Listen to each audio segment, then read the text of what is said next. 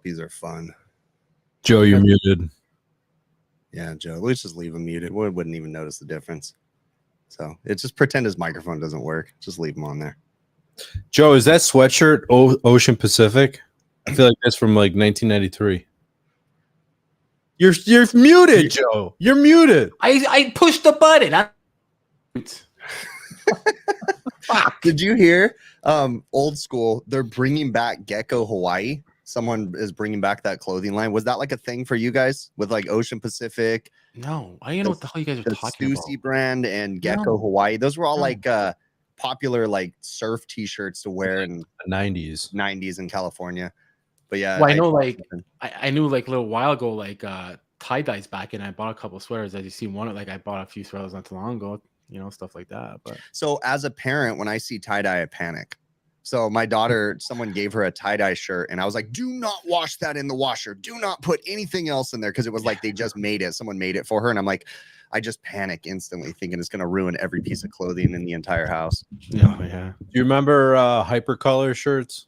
Hypercolor? I don't know about that. Neon green and stuff? Well, those shirts that like if you were sweating or whatever, if you were getting hot, it changes the color. Oh, like the chameleon paint on cars or whatever. Yeah. Cool. Hey, did you see that that app that I told you about today, Adam? No. My wife posted it. Funny thing, my wife posted on social media on her HVACR wife platform something about how I changed the thermostat, and then I said you can blame Adam, because Adam was the one that convinced me to use an Ecobee, because she's all confused. But anyway, someone posted on there about an app called B-Stat. Yeah, I saw that. Oh, okay. Yeah, that one. It gives you all the data that you can't get on the Ecobee app on your phone. Normally, you can get that data on the computer, but you can pull it all up on your phone and see all the trending usage data just with that app or whatever. Yep. It's pretty cool.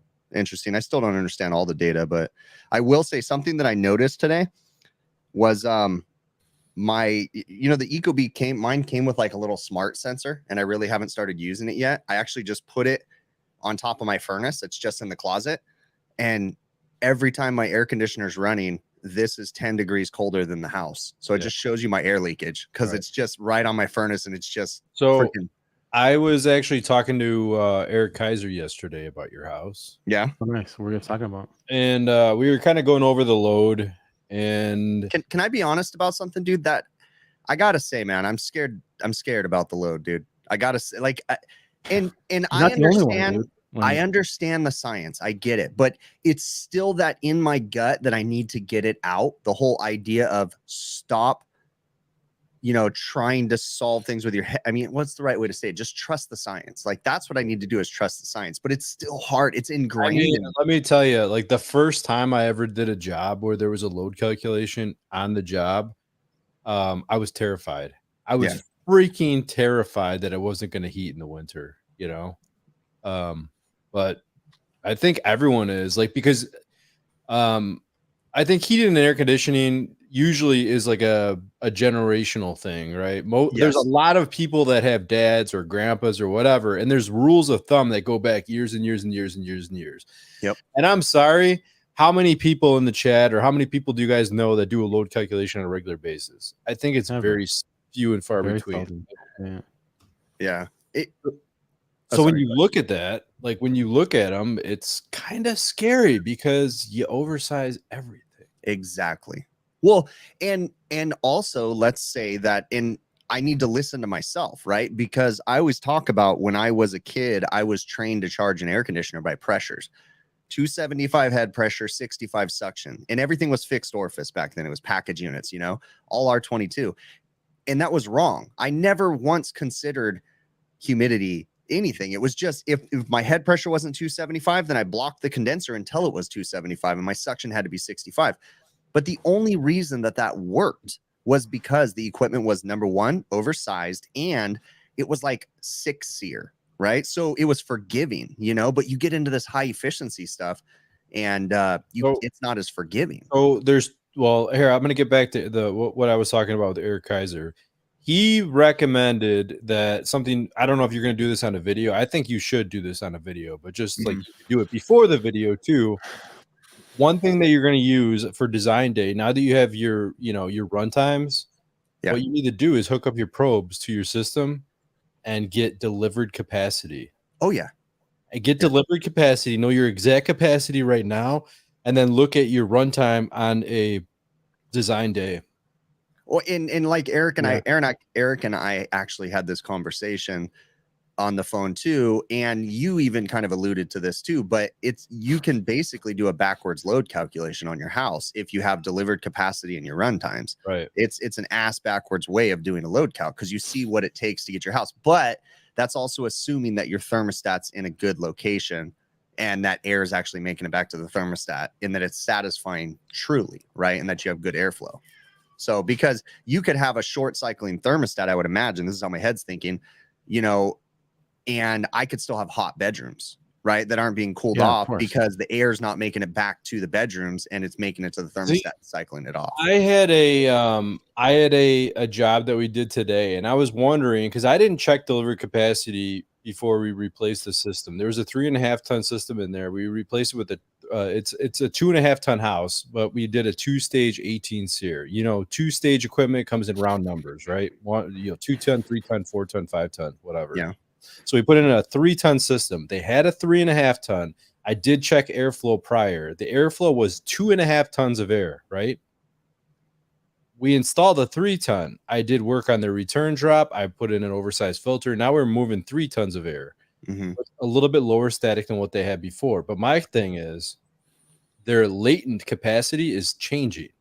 We prior to today, they had a 3.5 ton system that was running balls out with low airflow.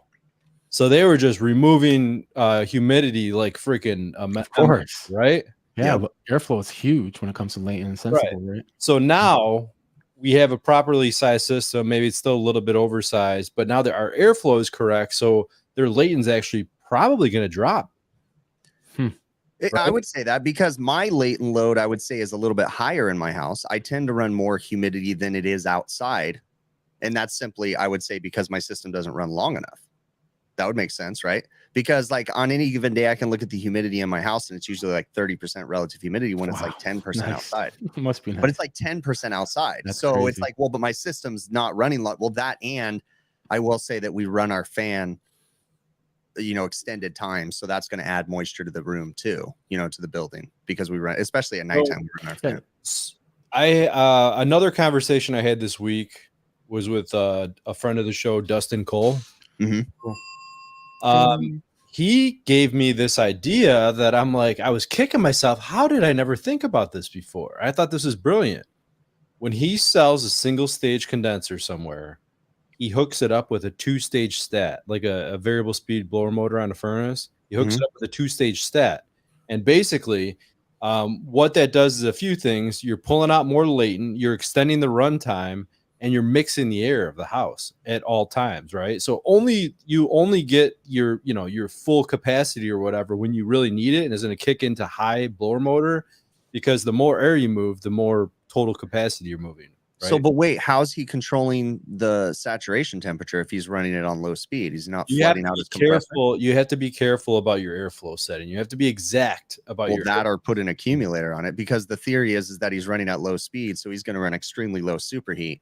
Well, and he's going to flood back that compressor. I think it might be, more. He didn't say this, but like, I don't know, maybe a TXV coil, right? Okay. I don't know. Yeah, but I think it's still going to try to run. I think it's still going to run lower than normal superheat, but I don't know. It's probably not for very long. I mean, here, look at. There's something. American Standard and Train have something. It's called enhanced mode for American Standard. Train calls it Comfort R. I don't think Amana has a name for it. It's just called their ramping profile. But anyways, it's their ramping D profile. I think York has it, and it's called D as well too. And what that is, you could have a variable speed furnace and a condenser, and it would just come on 100% capacity blower motor at all time. If you set up enhanced mode, Comfort R, ramping profile D, it has 3 or 4 different steps where it will start off super low airflow, and then after a minute it will stage up a little bit. Okay, but it's modulating the airflow with the demand, right? But on those guys, they have EEVs. So the EEVs, nope. Oh, interesting. I'm curious about how they control the the saturation temperature and not make it too cold I and mean, not I flood back. don't think I've ever had an issue with the. I think if you have like an extreme case of low airflow, like low airflow overall, your saturation temperature is going to be low. But Yeah. like if you have moderately okay airflow, you're going to be above freezing, right? I guess the point to be made though too is even on like let's just say the Bosch where it's just a variable outside unit, they're ramping down the compressor on the Bosch one. See, the compressor's not running full blast. I'm still trying, and maybe I'm not thinking about this right, but I'm still having a hard time thinking that you're not going to flood back that compressor because your TXV can only open and close so much. Thermostatic expansion valves, they're pretty dumb. They only have a limited range. So when you start slowing down the airflow, it only has so much control. I mean, I'll be honest with you. I've done a ton of variable speed furnaces, and I don't think with TXVs, and I don't think I've ever seen anything with like 1 degree of superheat, even on startup when it's first starting up. It's always something, right? You're always. Jason Johnson's like throwing numbers out here right now, saying profile D 30 seconds at 50%, 7.5 minutes at 82%, something. And then 100%, yeah, and then it steps back down again, right? There you go. Boom. Hey, David.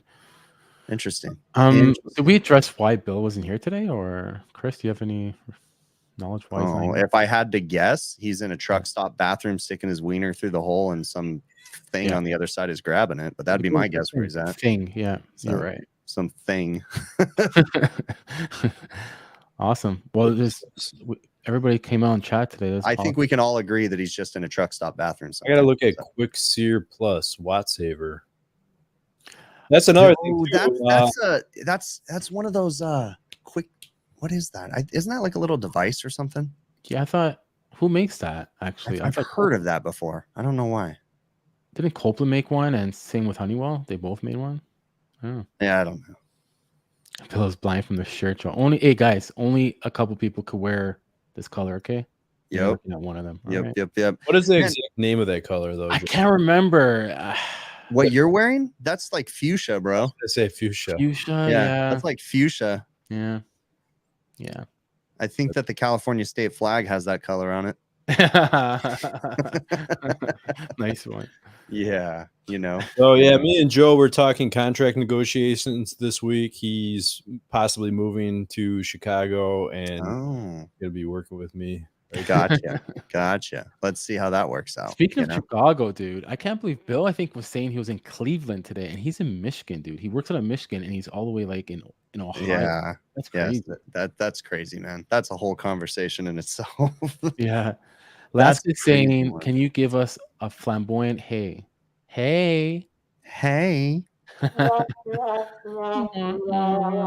wait, check this out. I found this sound. I like this one.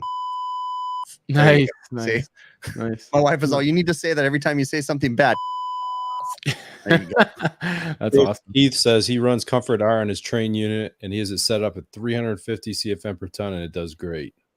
Oh, I should put my green suit on, Herman. I have a green suit. I have a frog suit. It makes me disappear.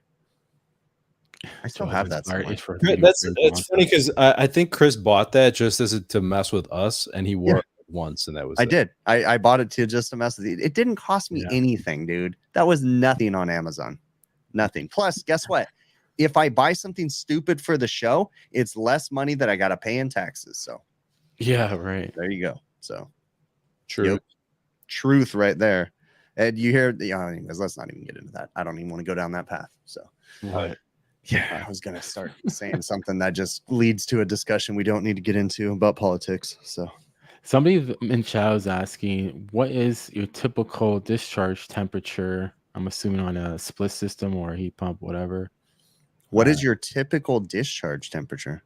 I'm assuming on the compressor. I'm assuming that's what he's talking about. I'm thinking context. 155. How far up is that? Oh, what should the typical discharge temperature? Well, your discharge temperature is going to change depending on your ambient temperature and your load. Sure. Well, of course, the load. Yeah, it's going to be completely dictated by the ambient and your load. That's. I mean, that's. It's all going to change based on the condition of the condenser, right? Yeah, that'd be your ambient. High head pressure. That's a good point there, Chris. Honestly, because typically, like even myself, when it comes to like these package units, dehumidification units, a lot of times I don't even have to see. I know it states it sometimes, but sometimes if I'm getting wonky decisions, don't know what's going on, I could just look at my discharge temperature and it could tell me so much shit. You know what I mean? Yeah, I feel like there's a lot of information that that we still don't even understand as far as normal technicians, right? There's so much data. I get a lot of, I wouldn't even say knowledge, but just from experience. I put my gauges on a lot of systems. I put Measure Quick on there and I just look and I just pay attention and I watch it run and I start to notice trends so that I work on that particular unit. It's the same temperatures everywhere I go and I start to see trends, and then you just kind of start to notice things. I started reading that ESCO book. I'm trying Yeah. to remember the name of it. Do I have it here? It's Psychrometrics without tears. No, it's pressure enthalpy without tears. Oh, okay. no, it's a lot of times, when you're trying to figure out stuff and, from restrictions to, different scenarios, and then you look at your discharge. It's almost like a confirmation. Like, you know what? Okay. Let's say high head, low suction. You probably got high discharge. I don't know. Little scenarios like that. Block TXV. I don't know. Just The little Copeland things. app, Brett says the Copeland app will show you. And the Copeland app does have a lot of information. Oh, I'm going to be honest right now and say that I really don't understand a lot of compressor charts and different things like that. But watching other people use the compressor charts, like watching Trevor and he did a compressor masterclass and listening to what they're saying, because that's coming directly from Copeland, right? And just listening, like it's really easy to plot something on a chart and say this compressor's operating outside the envelope at what it was designed. So, so that's where you can start to notice things. Like I think Copeland says on most refrigeration compressors, they don't want to see a higher than 225-degree discharge temp within 6 inches or 6 to 10 inches away from the discharge of the compressor. But don't they also say, Chris, that you might see let's say temperature reading at 225, but in the compressor itself, you're actually probably hotter. Extremely hotter. That's just the only way that you can measure in the field is to know that 225, means that there's major problems in that compressor, and you're reaching the point at which you're going to start breaking things down. I just learned something. I took something from this book, which you guys are probably going to call me an idiot because I didn't know this previously, but I've always been told, and this is kind of like what I've always thought about, like if you have your suction line saturation temperature, like that is the temperature of the coil, right? That is the temperature of the coil. If you have your condensing saturation temperature, that is the temperature of the condenser. But that's not you got to be careful though, because you have the refrigerants that have glide, and that's where it starts throwing your head off. Here's the thing, that the pressure temperature correlation does not come into effect until you have a saturated refrigerant. So when the refrigerant goes into the evaporator coil, your pressure temperature correlation is not there yet. It needs to be fully saturated, and then you have your your saturation temperature. And the same thing with it does not follow the pressure temperature chart when it comes out of the discharge of the compressor either. You have to not subcool it, but you have to bring the temperature down to saturation. I don't know if that makes sense to me right now. So I wasn't following, but yeah. Dickheads. I was listening and it didn't quite make sense to me there, but Hugh's in the same middle of the coil, right? Yeah, I don't know what you're talking about saturation. Like I don't know. Well, with the glide, you're gonna sure. From the TXV on, your glides are gonna. You have pressure temperature charts, and your pressure that's coming out of your condenser or your what do you call it? Your compressor. Yeah. That temperature is not that they do not correlate at that point right there, because it's a gas at that point, right? Sure. That it only, you need to saturate the refrigerant. It needs to drop in temperature until it's at the saturation point, and then it matches that, and then it will start getting subcooled, right? Gotcha. Yeah. Same thing with the superheat and the evaporator coil. I gotcha. Yeah, de-superheat, anonymous. Gotcha. Boom. Bam. Ow, what's going on? He's saying the discharge line is superheated, and then you have to get the superheated vapor off until you reach saturation. Once you reach saturation, then we go into subcool. Yeah, he was on it. He says it a lot more elegantly than me, because Christopher Hughes is saying you should picture something. Just wait real Yeah. quick though. When Brett typed that out, his eyes were rolling back in his head. when he typed Guaranteed. that out. He's literally going, "Lol."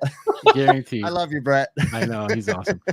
Christopher Hughes, thanks for coming, buddy. Good to see you in chat. He's saying you should display a Moliere chart for the conversation. You know Chris, what? if we were a well-organized, well-oiled machine, we would do that, but we're not. And we're just a bunch of guys at the bar chilling out with you guys and talking HVAC and shooting the shit. You know, this is funny. Like I always say that like us is like this show is like 4 HVAC guys hanging out at the bar, right? But in reality, is it really? I mean, are most HVAC guys really going to go to the bar and talk HVAC? Or are they just going to go get drunk? And well, it depends. I don't know. I feel like the people watching the show would go to the bar and talk HVAC with us, but I feel like there's a lot of HVAC guys that don't. You're right. You Absolutely. know, there's some guys that just come to work to make money and then bounce, and then there's other guys that actually love what they do.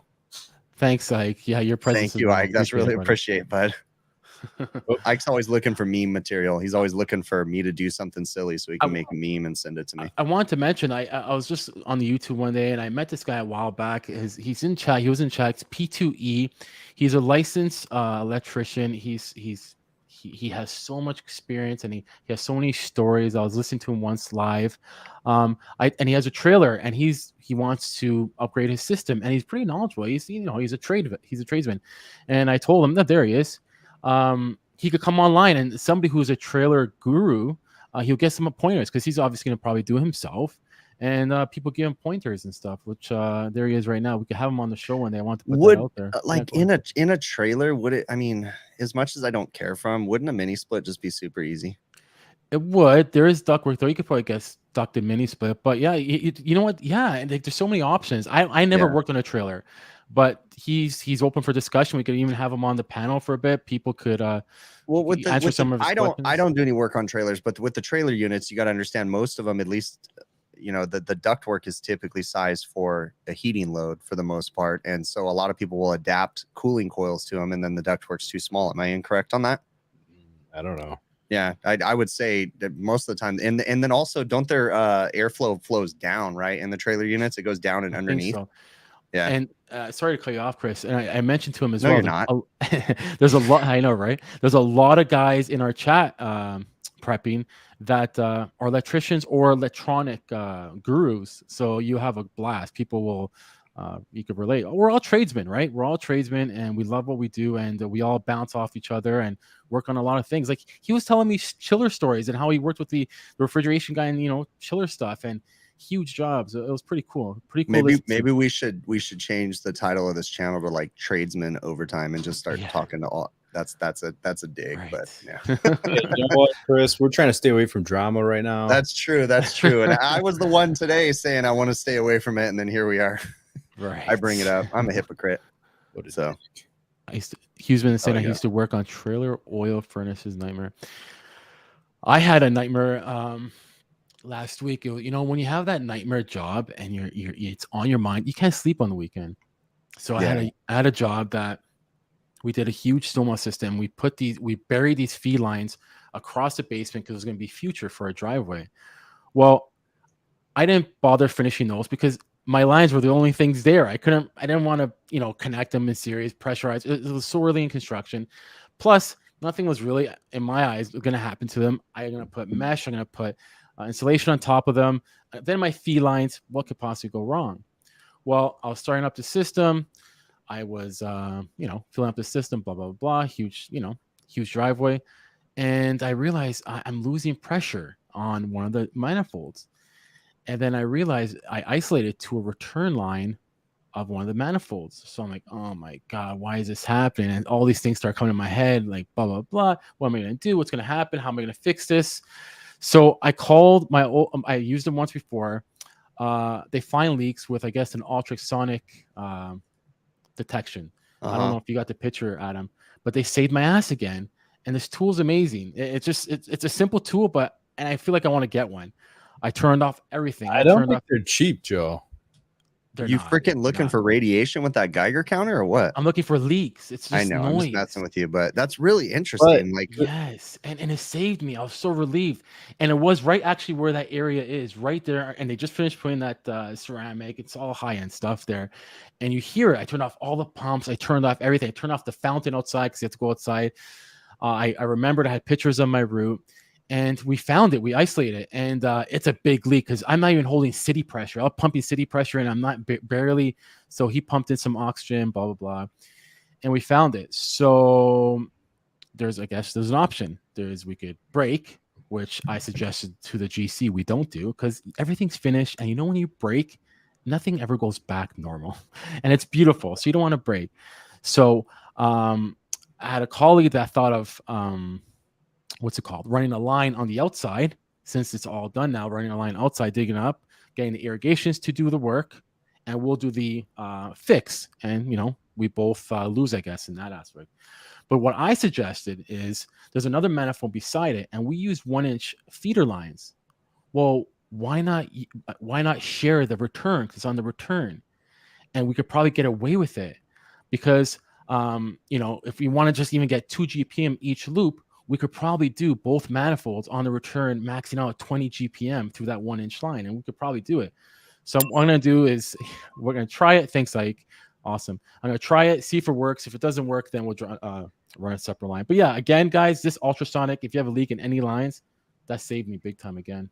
Yeah. And they're busy as hell. These things. What are you going to change the size of your pump? Like, because your flow's got to change, right? If you're sharing the return. No, the pump I'm using a standard one pump that can maintain all my manifolds.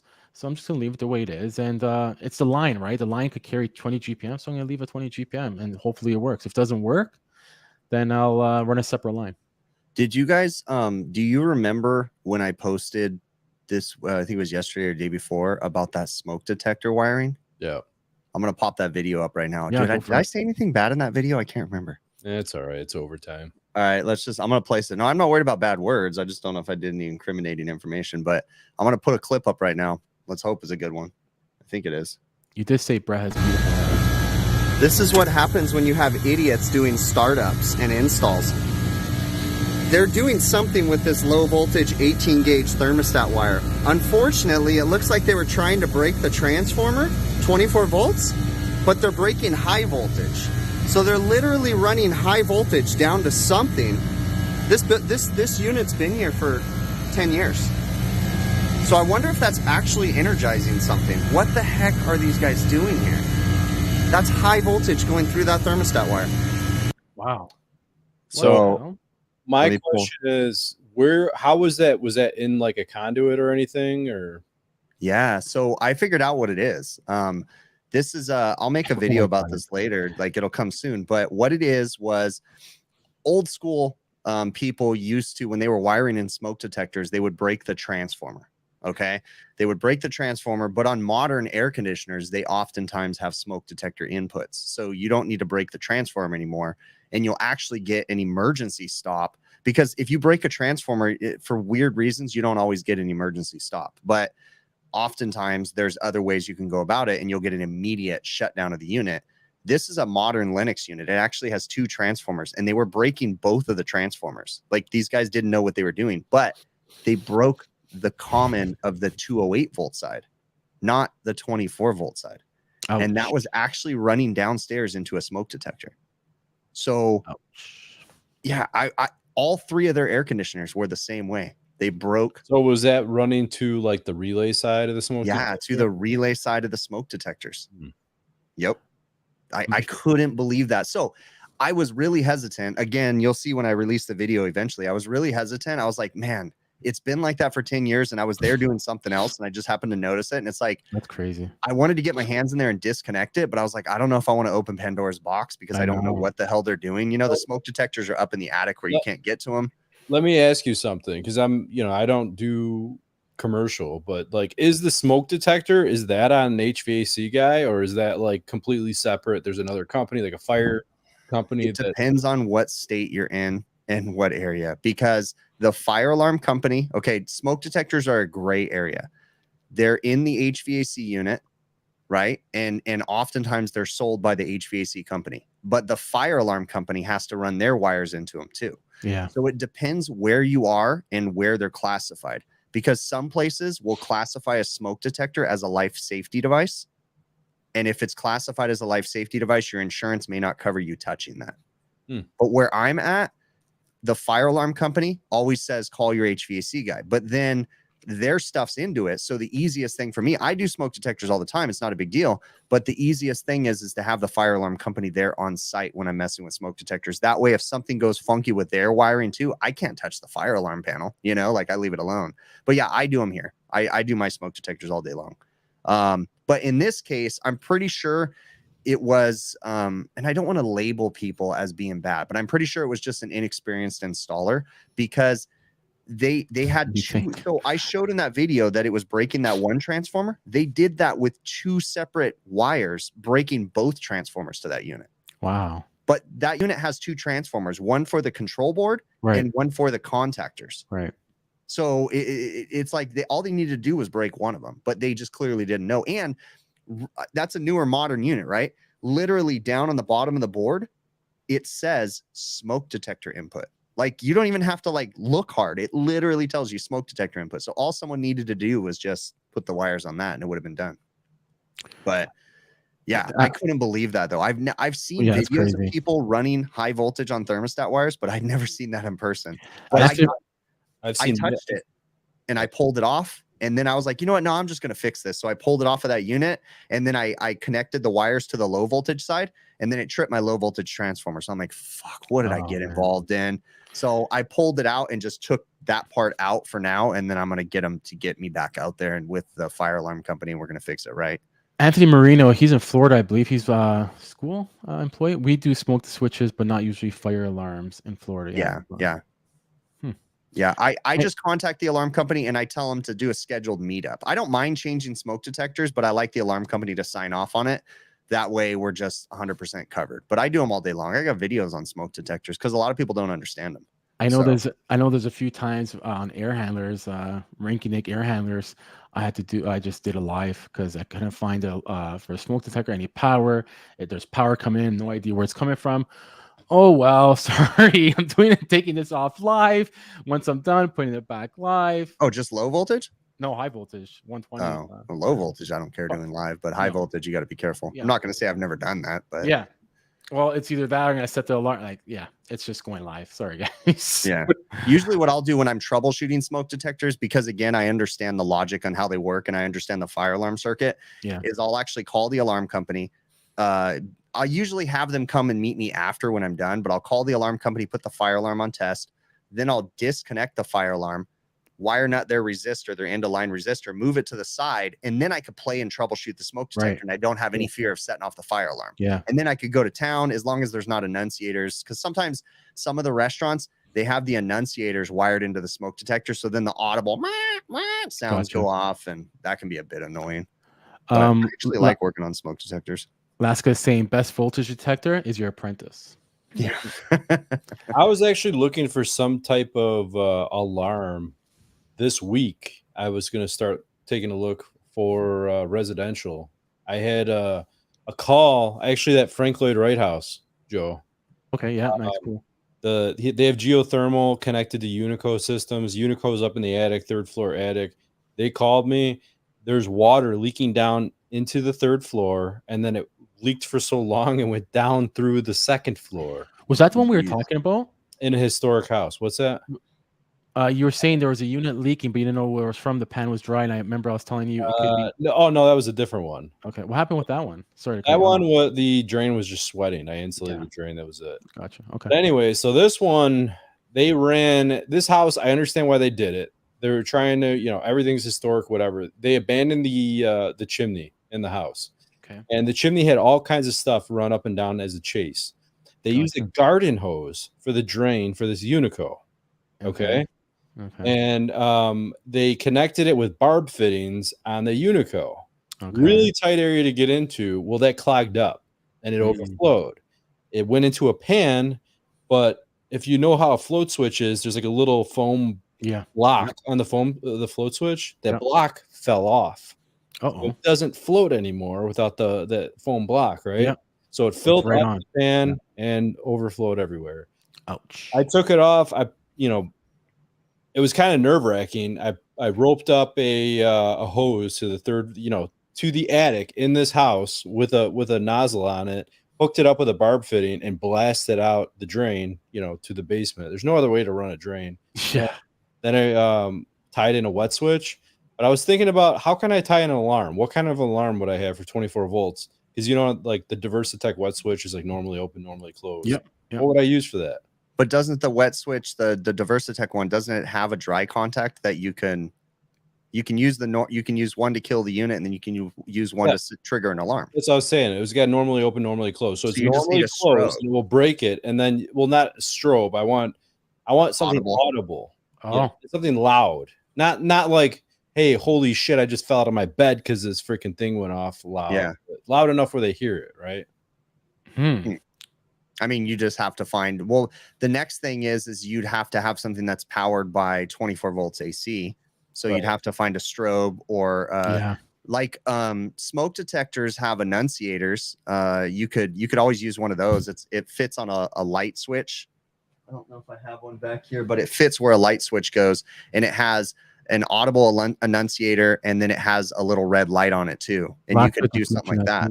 That'll just beep. It'll just go beep, beep, just to let you know. Yeah, he's saying on a rib relay you could put one. Yeah, cool. Yeah. But yeah, it caused quite a bit of damage in this house. It sucks, all because somebody used like a $3 freaking float switch. Thanks, Hughesman. Yeah, it failed. Wow. You gotta be redundant. I'm sorry. If you have a system, if I had a system in my house that's something like, and it could leak and damage the house, I'm going to be totally redundant. So when I see guys out there not doing that, not putting in the extra precautionary caution, they're nuts. Right. You're going to be going to court, man. I mean, if you wanted, now that I think about it, if you really wanted to get crazy, just get a damn doorbell. Yeah.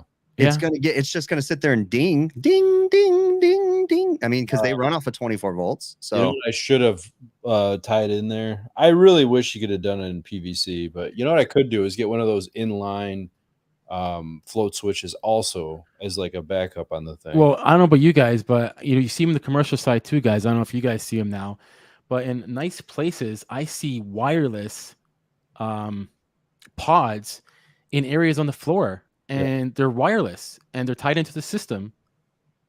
So this is something new. And a guy comes in. I remember a guy coming in. I'm like, and I see him checking them. So they have a company comes in there and he checks all these switches for make sure they work. And they're all marked on their BS, whatever they're marked, that they have these switches. They put them beside systems, beside drains to make sure there's no water. And they're wireless. I never looked into them, but they look pretty cool. And I've seen a couple houses, high-end houses with them now. But yeah, Houston's got a point. Doorbells go ding dong. They don't just go ding, Chris. Yeah. Thanks, Ryan. That's pretty funny. What is Bill? Bill's giving us hey, Bill, why don't you come in here? Wherever you are, traveling along your journey, come in here, bud. Where is he? He's in Cyborg Sheet says HVACR videos still confuses me. I confuse everybody, bro. I'm usually don't make much sense. I don't even know why people watch my content. Yeah, Will. I don't know what they are. Well, I'm surprised you didn't see them, to be honest. They're these little white shenanigan things, and they have them in certain areas in huge mechanical rooms. And they just monitor wetness, or I don't know what they're monitoring. What about when I used to do hospital work? They would have those. Yeah. They would have the rope. Honeywell makes one. Honeywell makes one. It's a rope, and you wrap it around the entire equipment room. And if water touches the rope anywhere in the thing, it shuts the system off and sets off the alarm. I forgot about that. Now that you said the rope, I saw one that Honeywell makes that you can. Yeah. 134. I remember that when I. 134 is saying there's a lot of wireless water alarms on Amazon. No, I don't know if he's being sarcastic, but no, there is. Yeah, there's a lot of different ones. Actually, you can probably get one from like Ecobee or something like that. I bet you they have one. It's pretty cool. Like it must be a good system because mechanical room guys, 22 floors up. You're not gonna get connections. Unless I know they probably have boosters in certain areas, but it must be a pretty neat system for sure. Jason Johnson has a good point. You can use a carrier CLO board, the compressor lockout boards. And that could do something too, and it would lock out your compressor. That's a good point. That's actually really easy to do too. You can adapt those compressor lockout boards. Cool. So that'd be pretty smart, actually. What was unique about this situation is when I blasted out the drain. Yeah, I used his gray water tank. He has like when you're using like faucets in that, all of his faucets drain into a 700-gallon tank underneath his porch, and then he has a booster pump, and they use that for like watering the flowers and this and that. Oh, cool. That's smart. That's cool. I like that. So use that. Yeah. Why wouldn't you use that? Who cares? Whatever's close by. Yeah. That's awesome. But yeah, Searching something. I didn't even know that people was. did that. I thought that was something you do in like your RV or whatever, you know? Yeah. Oh, well, he went totally crazy with that house, right? Oh yeah, over the top. Where's one? Did you finish your stuff there? Because I know you No, built that nice. no, No, nice. still. I mean, it's all running, but I still have bells and whistles to hook up for them. Gotcha. Cool. Did you anything interesting this week? Anything else interesting? I was just super busy. Like just it was hot, man. I was dying yesterday. One of my guys went home because he wasn't feeling good. I think he's sick though. I don't think it was the heat, but he was out in the heat. It was just freaking hot this week, man. It was like 100, 108. I did that job for that RSES person. Yeah, how'd that go? Yeah, tell us about that. Yeah, it was pretty cool. Actually, what I should do is, I don't know if I could pull it up, but I have I know off the top of my head I remembered it. So when I started off, there was a 2.5, or was it a 3 ton? I don't remember, but their airflow was 629 CFM when I arrived, and the static was 1.1 inches of static. Oh wow! All measured with the true flow, right? Nice. And then I did a couple close to the furnace duct alterations, return drop. I did like there was like 4 foot of trunk, and I enlarged one return to the basement. And now I installed a 2 ton, and I have 739 CFM at 0.8 inches of static. Nice. Her supply trunk is the worst side of her static. Her supply was like 0.4. So we're possibly looking at that. I increased delivered CFM to each one of the registers upstairs. Supposedly the second floor is now, it's like 100% better than what it was. So you took before and afters at the registers, or are you just taking overall? Like, yep, at each register. Oh, nice. Awesome. Yep. Awesome. Nice. What were you getting? Do you like a typical register? What were you getting? More than 10% increase. You don't remember the CFM though? Like I mean, like if it was like all of her the registers are fairly low CFM for the most part. You know what I mean? Gotcha. So, and that was another thing that I was wondering about, and which I'm struggling with, because around me, residential wise, you go into a house and every register is 4x10. Every register, no matter what, no matter what size of the room, every register is 4x10. Okay. Yeah. Now, if you start looking at performance data of registers and you look at CFM and the required CFM for certain rooms in a load calculation or whatever, your CFM might not be that much.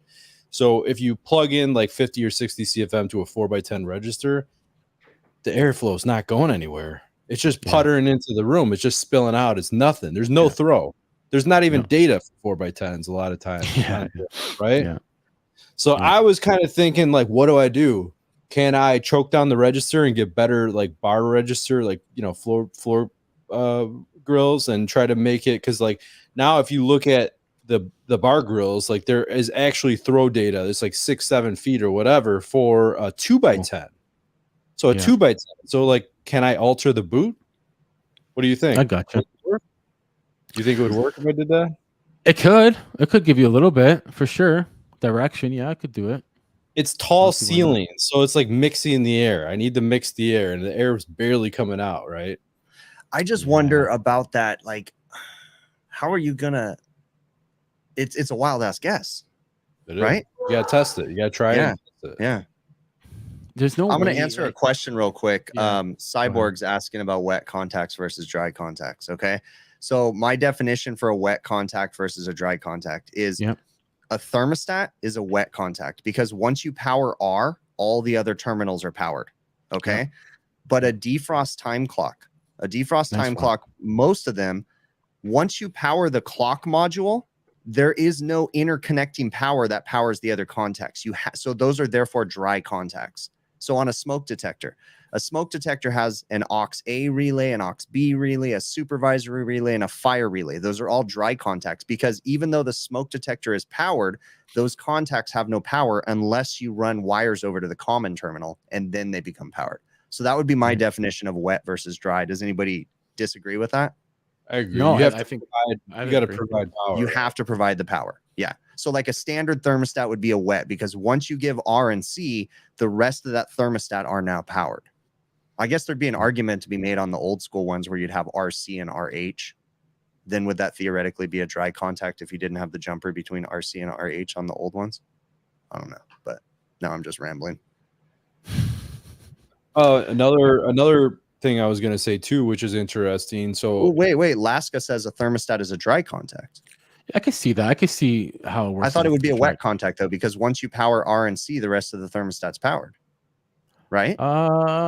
Not unless it's Well, I guess you're right. It is powered. powered when it closes. Yeah, I guess so. Yeah, you're right. I guess. So my thought of a dry contact would be like if you think of a smoke detector exactly, once you power the module on a smoke detector, there is no power going to anything else on that smoke detector unless you add run to it. I agree. wires over. So that would be dry. Yeah. No, yeah. Even if you look at a typical Mars relay, it's the same thing. Unless you're putting power to the switch side, you're not going to get power. You're not going to. Oh, Laska's saying battery powered thermostats are dry. Okay, I guess maybe with the battery. Chipmunk says dry contact is no interconnection. Yeah. Yeah. All right. Yeah. That's my thought too. But okay, I guess I get your argument there, Laska. This is basic, guys. This is basic. One last thing I wanted to mention about that house. So like the delivered airflow that I'm measuring on the second floor, there is still a temperature difference on the second floor, but obviously there's a couple things that go into play there, right? Runtime, air mixing, reverse stack effect. There's a bunch of things that's happening that I don't have control over. But according to my load calculation, my delivered CFM is pretty damn close to perfect right now. Nice. But there's still a couple degree temperature swing. So why? Now, we were talking to an individual not too long ago, and that could be a reason why there could be different scenarios. We were just talking to him about it. Yeah, that's true. So there's little fine things, and I don't know. You got pretty close. I would be happy if I was the customer with that big improvement. Did she say anything? Did she tell you that she feels a difference? She said 100% difference. No kidding, dude. Prior to this, you would, if you were, everything was air conditioned on the first floor. When you walked up to the second floor, it was like basically an unconditioned. Yeah, of course. In space. Those were peanuts. They're giving out peanuts there. Yeah, that's awesome, dude. I have a question. So I'm in my head thinking about my furnace.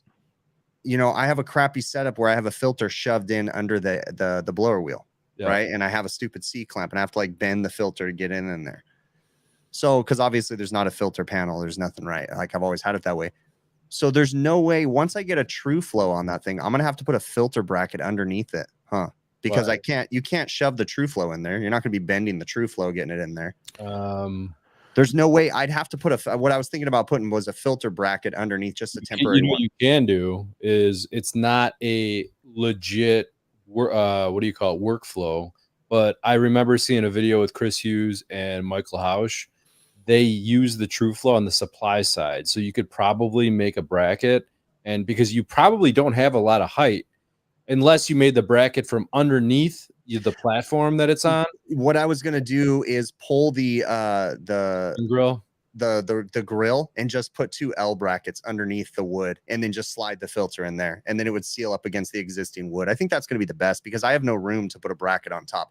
This is just to do my test in. That's all that I want to do, is just so I can measure my actual airflow now. So I don't want to do anything crazy, but I'll just put 2 angle. I was thinking just put 2 angle brackets underneath, slide the true flow in there, then put the grill back on. I'm really curious to see what your delivered capacity is. Like, using Measure Quick and you do a full workup. Yeah. What is your delivered capacity? And I'm also really interested to see what your duct leakage is. Jason Johnson, there's nothing about my system that is legit or up to code. So wait till I make the video. It'll be awesome. So, Christopher Hughes was saying it could be Adam, just stratification and from the tall ceilings, you know, the hot air upstairs, you know, in the air, the higher points could be affecting it. High ceilings, you said it yourself.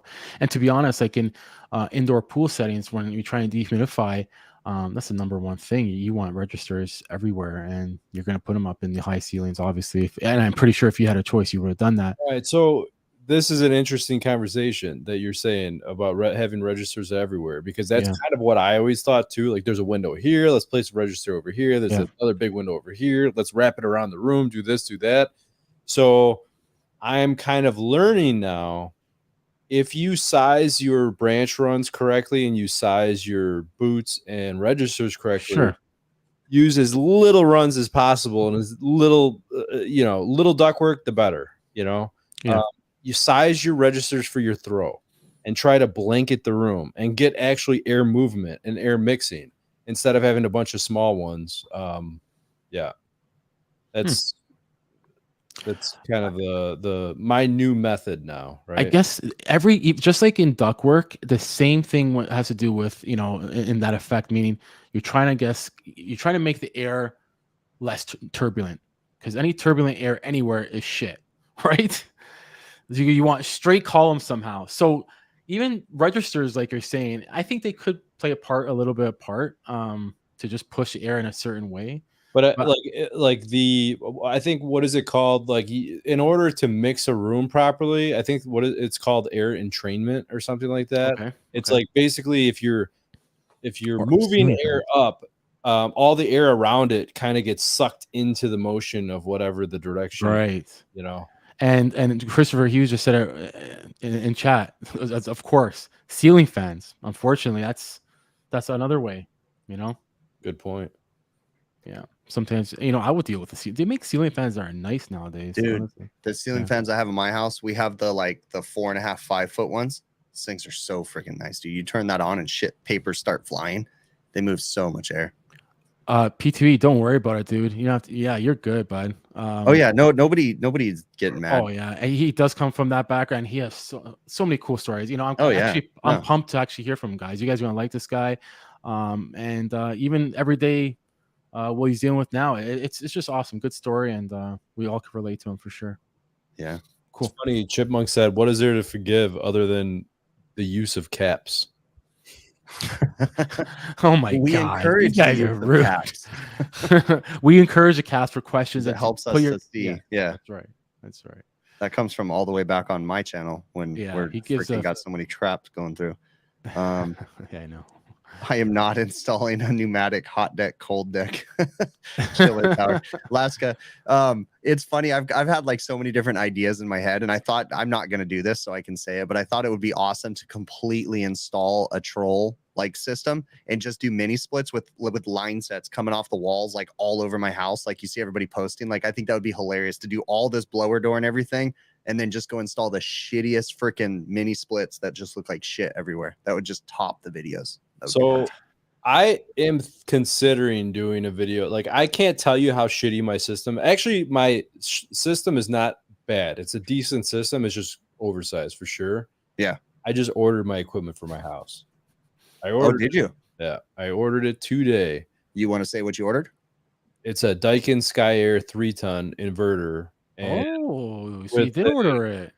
With a 5 kW backup. Oh, nice. Look at this brave colonial. Okay. Look at this brave. In Chicago, guys. I'm in Chicago and I'm rocking a heat pump with 5 kW. That's nothing. Okay. Not even gas backup. I think my ass cheeks when I'm walking down the street put up 5 kW. You're gonna be Wow. Okay. All right. Alaska says he has the Daikin tool for you, Adam. Nice. Daikin tool. I have the little Bluetooth tool, whatever it's called. I don't remember. Not the service checker, the D checker, whatever. Alaska, what does this tool give you? What is it? What's the benefits of it?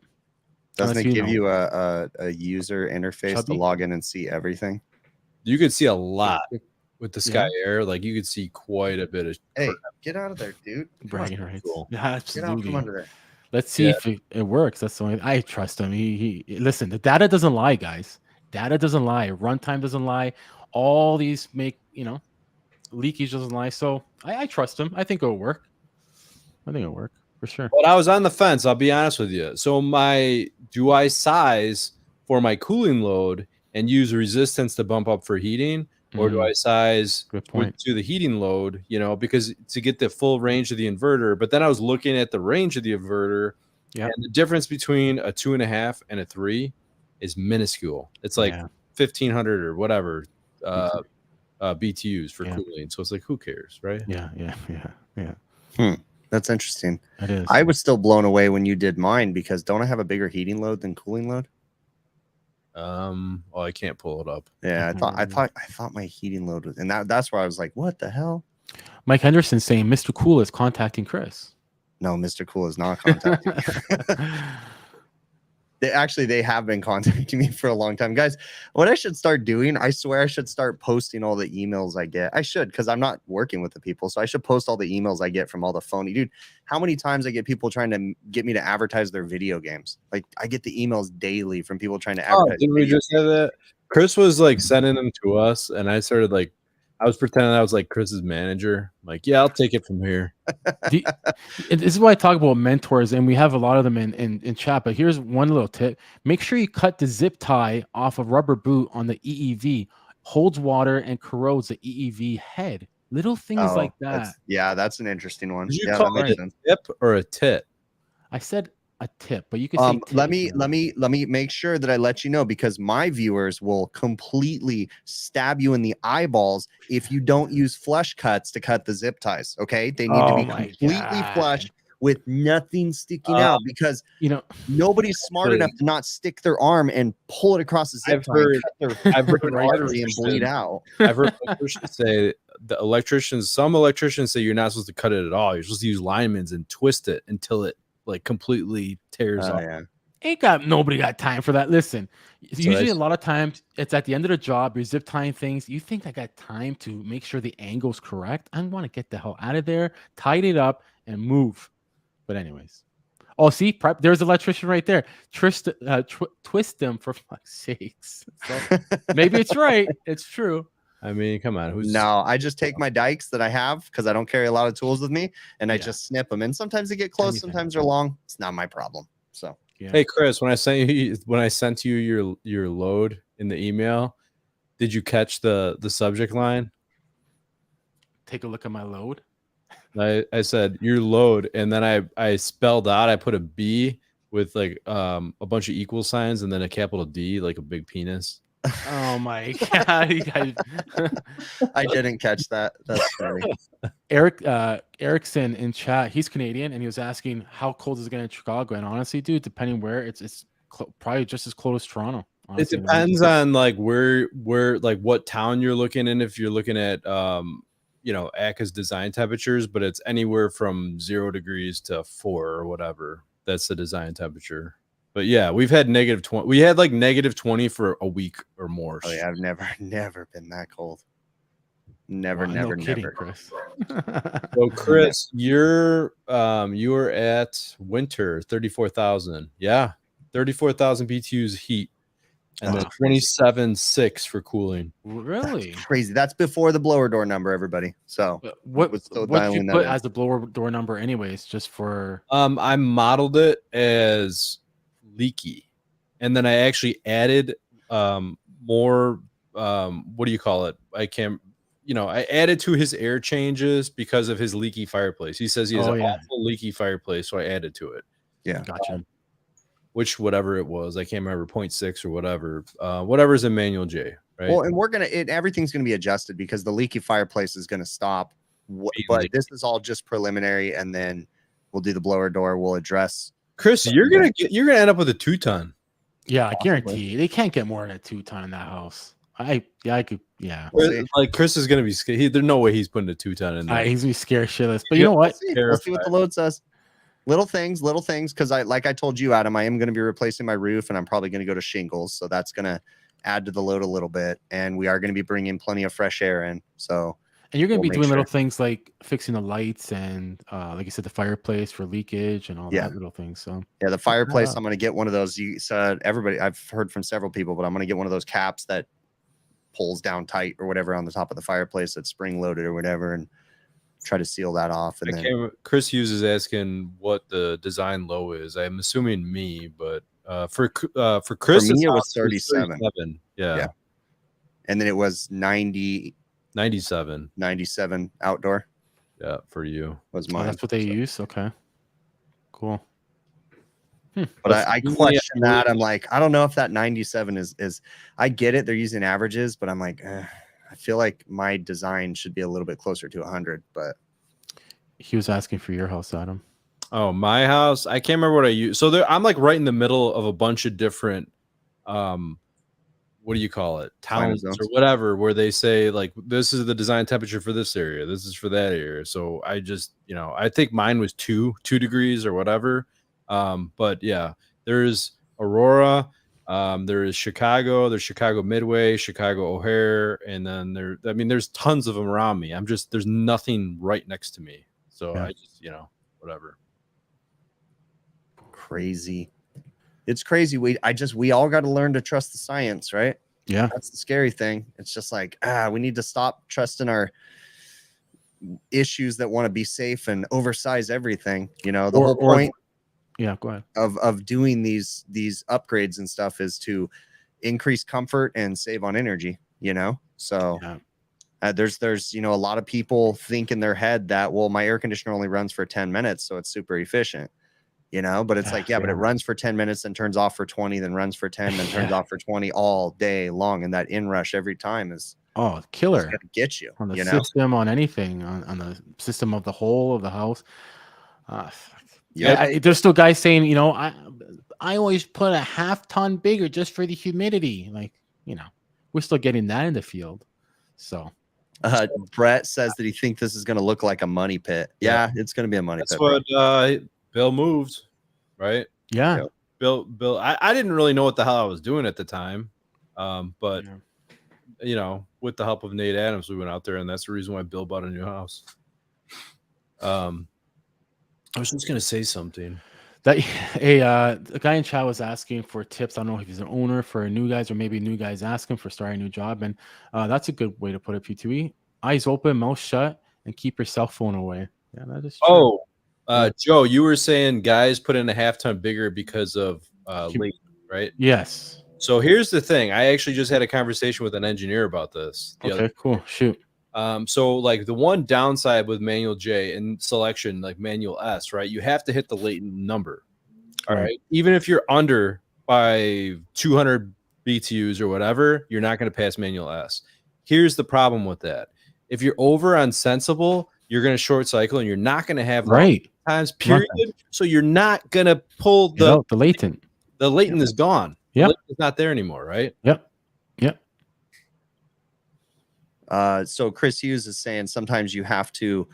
Well, the argument there, Chris, some things are not in the science. Just saying the program is not always flawless. For example, design software does not account for convection or uninsulated walls, only conduction. Fair point, but I would say that doesn't that come into doing a proper load calc though? I mean, if when you have uninsulated walls, is it, I guess there's sometimes when you're not going to know, but I guess that would be using a thermal imaging camera, right? And finding that stuff, I guess. I don't know. I'm asking, I'm curious, So, what do you mean?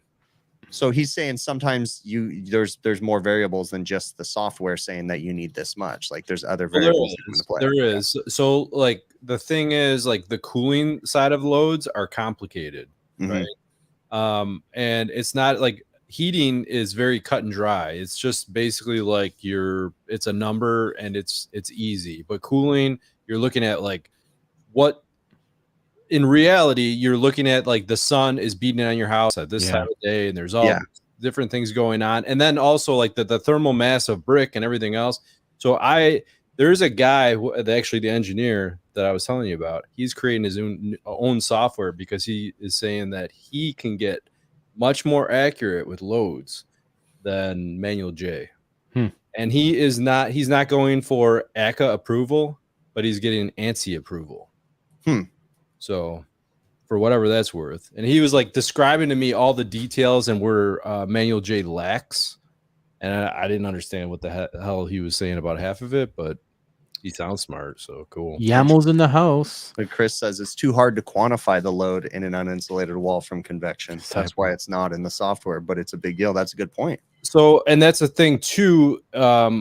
Everything has an R value.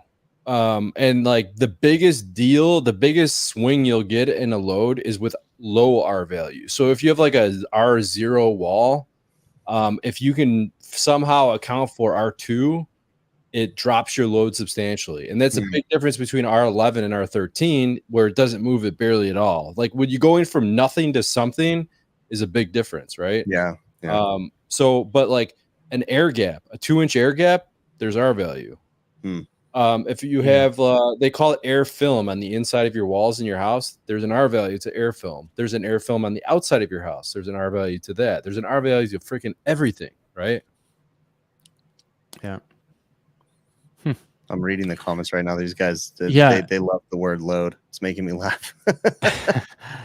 Honestly, you know, I'm gonna just say something on that tech comment of starting new techs. Honestly, you know what I realized just over the years, I think the number one thing for new techs coming up is communication and customer service. Honestly, dude, if you can nail down communication, customer service, and stuff like that, personality you can't really change. Maybe you might be lucky and change someone's personality, but I'd say you need to be open to criticism, and you also can't be afraid of being wrong. Right. Actually, you should be eager to find out you're wrong, because that's a chance to learn. You got to pay attention and listen. You really have to do. That's a freaking huge deal. Oh, huge. Those are like top 3. In this industry, details are everything. The devil's in the freaking details. You know what I mean? Like you can just get by, or you could be freaking awesome if you. I'd say too that, you know, there's value, because people will email me and they'll be like, dude, I work for this horrible company. Should I jump ship? You know, and it's like, you're brand new, man. Just wait it out a little bit, you know, learn, you know, and absorb some. There's value in a bad company too. Right. Yeah. So give it a little bit of time and learn what not to do. Learn, you know, take what you can from it, but don't like everybody jump ship so quick these days. You know, like when I see people coming and giving me resumes, people work for companies for like 2 months, and there'll be like 5 different companies that they've worked for. In less than a year. And it's like, why would anyone want to hire you if you have a resume and Right. 3 years you worked for 6 companies? Like, why would I want to invest in you if you keep jumping ship? And I'm sure, loyalty, right? that, you know what, let's be fair. And let's say that every company he worked for sucked. Okay, that's a fair point, but you're doing a bad job at picking companies too. So I think the interview process needs to be two-way. I always tell people, when you go in for a job interview, remember, you're interviewing that company just as much as they're interviewing you. Don't be afraid to ask questions. If you go to an interview and a company doesn't want to answer your questions because they seem like they're better than you, that's not a good fit. You need a company that's willing to, oh yeah, this is how we do it, and have a discussion. Interviews need to be more of a discussion than a one-sided, you trying to prove yourself. Nobody's trying to prove themselves when they come to work for me. I'm interviewing them just as much as they're interviewing me. And you as a new technician have a responsibility. So first piece of advice I'm going to give a new technician, don't listen to your damn trade school, because they don't know crap. Okay. They gave you some basics. You are not a full-fledged technician. You do not have experience. Do not put on a resume that you have 18 months experience because you went to trade school, because those ones, honestly, I crumble those up and throw them in the trash because they piss me off. You do not have experience because you went to a trade school. Trade school gave you the most basics, and you need to, you know, grow from there. So that's advice that I give everybody too. Will, for sure, send me a DM about that. I love your little stories. Awesome. Sliding into your DMs or what? I'm curious to see, is everyone like all, you know, people that own their own companies, people that work for other companies, is everyone getting raises based on inflation right now? Is everyone getting their inflation covered for, or is it being ignored? What's happening right now? We gave raises to try to help out. We definitely did. Yeah. But here's the thing, like, and I'm not a genius. Okay. I really am not. But here's my issue with inflation raises. Okay. Because they say they're going to solve inflation. There's no way to solve inflation, because if people are getting raises to compensate for inflation, do you really think the employees are going to accept taking those raises back when prices go down? No. So it's bullshit that they're combating anything. This is just the new normal. That's the way I see it. Maybe I'm dumb, but if I'm giving someone a raise, it's not going to be easy for me to pull that raise back. No kidding. So my prices are now permanently higher because of how expensive everything's getting. Will says he always slides in my DMs. I mean, where were you at? Right. Did you give like 10%? Like, was it less than 10%? Like, what'd you give your guys? I I don't think it was exactly 10%. I think we've given them 2 raises. So I don't remember the exact numbers, but it's not just based on inflation. Like I looked and I said, look, we need to give these guys raises, but at the same time, they earned some raises too. So we gave them a couple bucks each time and bumped everybody up. But I wouldn't say that it's just a flat out inflation's at 9%. So they got a 9% raise. No, I didn't do it like that. Now I'm curious to see, like, what does everyone think? What is a good, I know there's places in the country that like the pay is super freaking, like it's insultingly low, right? Like what do you think is fair where people are going to want to come in and work for a company? Like what's a good learning, pay? It does depend where you are in the country, dude. Yeah. So I started it's going to change, but my apprentices that come out of trade school and came to work for me before all the BS that just happened, they were starting at $18 an hour, and they would ride with me for a year at $18 an hour. I would pay them. So I'm losing money with an apprentice. Yeah. I would pay them to learn. And then after hopefully a year to 18 months, they're slowly moving on their own and start making the company money. That's where I was before. I don't have a set rate right now. It just depends, but I know that I can't just pay someone 18 anymore. That's not that you can go make that at McDonald's. And like I'm always like not really sure like what is a good cap, like what is a rock star, and what is the definition of a rock star, right? Like there's a rock star because he doesn't cost you money, and then there's like the guys like Hausch and Genry and all these guys that are just freaking their balls hang low, right? Like they're on a different level. We're talking they're on a different level, but there's 2 ways to look at this, okay? Because I'm not a genius, but I know that I'm valuable. If I was to go work for someone, I would be a pain in the ass because I'm not going to work 60 hours a week anymore. It's just not going to happen. I've earned my dues. I'm not doing that. So even though I have experience, I'm flawed in the fact that I'm also entitled, or whatever you want to call it, because I'm not going to be working 60 hours a week anymore. It's just not happening, So, and I'd expect the same from someone like Hausch, from someone like Brett, from someone like this. Like, look, we're at a point with our niche of what we do. We're not all the same. We all do different stuff, but we're in our thing. Like, I think that like there are guys like Hausch, everyone else, like Brett talked about, like his job a lot of times now when he goes out on the job, something's really messed up and he just walks in and like, that's wrong. Yeah. And that's when they've exhausted all their other help and they can't figure it out. And he walks in there and fixes it. And I think there's like a place for people like that where you could just walk in and figure something and you don't even have to fix it. You just tell them what's wrong. Right. Yeah. Yeah. I want to address something because there's a little conversation going on in here. So Herman had said that, his trade school is different because they actually go out on the job and work. And then Chris Hughes is saying trade schools ought to make their students ride with companies for their last years of class, no expense to the company. They actually do that near me. Cool. They have apprenticeship programs where the local community colleges they have insurance and everything. So I can get an apprentice, but here's the flaw. Okay. And this is where I have to be careful and say, I don't get to pick the student. They just provide me with a student.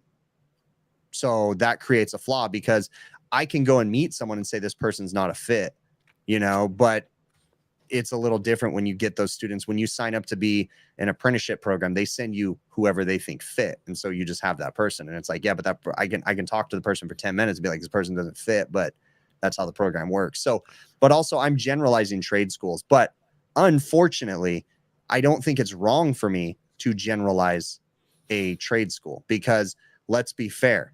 If I had to say, at least 80% of the trade schools out there suck. Okay. There's 20% I'm sure that are good. Those are just rough numbers, but a lot of them suck. So yeah, I hear here they're good. I would say they're good here. There's not too many trade schools. It's mostly like it goes through apprenticeship. But P2E says a good pointer. Like if their apprentice works out and stays with you, it's never going to be a loss. And I agree with that. And I think sometimes like here, Chris, or Adam, the apprenticeship program is so good that they are locked with you. They're not going to want to go anywhere for let's say 4 or 5 years. So you kind of have him, and you could be choosy about it. And you know what I mean. If you want to take him underneath your wing, and you're at least with him for 4 or 5 years, which is pretty cool. Yeah, he's not going to leave. Most likely, he's not going to leave. That's another good thing about the program here. But anyways. These freaking dogs are driving me nuts. Oh yeah, dude. What do you got who's over there? freaking- Humane Society or what? But anyways. Yeah. I gotta All go. right. Well, let's wrap this up. I Yeah, can smell it's- dinner cooking and I'm hungry. I gotta beat know, these dogs. 122 guys in here. Like, you guys are awesome for coming Yeah. out, chilling with us. And You know, the cool thing is like I really appreciate our audience, because our audience allows us to be human, right? I can come on here and say this is my opinion, and then someone in the audience says, no, you're not right, Chris, and then I can be schooled, but it's not a fight, it's not an argument. So like I appreciate that about all of you guys that are watching this. We can have a conversation and we can all mutually learn one way or another from each other. So that's really cool. yeah, it is. It's awesome. I There's so didn't many appreciate smart that you guys didn't listen to what I was talking about earlier about the saturation test. Yeah, I don't know why we're kind of ignoring. I it the first time listened. you It just said didn't make sense to me, bro. But I get what you're saying. But that stuff starts to confuse me. I have to think about that. Anyways, that like they explain it really well in this book, and I Yeah. recommend this book. I've been blazing through it. It's not that thick of a book. It's hundreds. All right, what? Give me the book. I'll order it, bro. Yeah, that's the. What did I say? It's called Pressure Enthalpy for Dummies or something. Can I get on that legal book Without- site that I said? That's the one by Eugene Silverstein. Yes. I swear I might even have that book. Did you 'cause look I've on that taken- legal site there, Adam? No. Your bootleg freaking mobster site. It works, guys. It works. Free books if you guys Last want guy. them. We'll try it out. Okay. Now you test us. you nail it on that. You're pushing my buttons with that one, Laska. What did he say? Oh, funny. He says the refrigerant or the supply houses are shorting him on the refrigerant cylinders. It was a joke about the value test us guy. So, Gotcha. yeah. Gotcha. Yeah. But yeah, it's been awesome, guys. Awesome chat. Yeah. Awesome. Thank you so very much, cool everybody. text and chat. Hey Joe, next week dress up as a jug of R22. Interesting. Oh, I get it now. That's right. Somebody said it in chat. I do look like 410 with the color. Here. How low do you have that music, Adam? I don't even think they can hear it. No, let's you know what? Let's give him a clap, because finally it is low after how many shows we do? 152, and it's finally nailed. It's nailed. So let's give him a clap. Actually, I don't know how to do a clap. there we go. One of these buttons. There we go. We don't want to hear that music. That's white Come on. noise. That's a loud clap, by the way, though. Like I just said that. Oh no, that's my my robot thing. There Wow. we go. Yes. Hello. I think I like this one. Attention students, please stop masturbating in the shower stalls. You're plugging up the drains. Dang. Troy, I'm kind of gonna embrace the heat because I just love the heat, but I'm pretty sure it's not as hot as where you are. I know when you were down here or up here, it was okay, but anyways, I'm gonna brace it for now. You gonna end that now? Raise it. We could talk for a couple minutes Sure. just to wind Yeah, down. You let's know, do after a that. workout or after work, you just want to wind down a little bit. Let's just wind down. Wind down. Yeah. What? Yeah, Joe, keep whining.